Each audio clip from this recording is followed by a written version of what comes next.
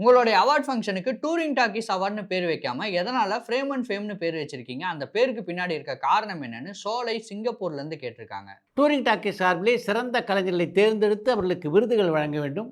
அப்படி விருதுகள் வழங்குகின்ற போது அதை மிகப்பெரிய விழாவாக எடுக்க வேண்டும் அப்படின்னு முடிவு பண்ண உடனே விழா குழுவைச் சேர்ந்த நான், சிங்காரவேலு, ரியாஸ் கே அகமத், பாரஸ் அகமத் ஆகிய 4 பேரும் இந்த விருதுக்கு என்ன பெயர் வைக்கலாம் அப்படின்னு ஏறக்குறைய 15 நாட்கள் யோசித்தும் பல பெயர்கள் பரிசீலிக்கப்பட்டன. அப்போ தான் ஃப்ரேம் அண்ட் ஃபேம் அப்படின்ற பெயர் எனக்கு தோன்றியது. சினிமாவை பொறுத்த வரைக்கும் இந்த ஃப்ரேமில் தான் கலைஞர்கள் உருவாகிறாங்க. கலைஞர்கள் இந்த ஃப்ரேமில் உருவாகி மிகப்பெரிய புகழை, அதாவது ஃபேம் அடைகிறாங்க.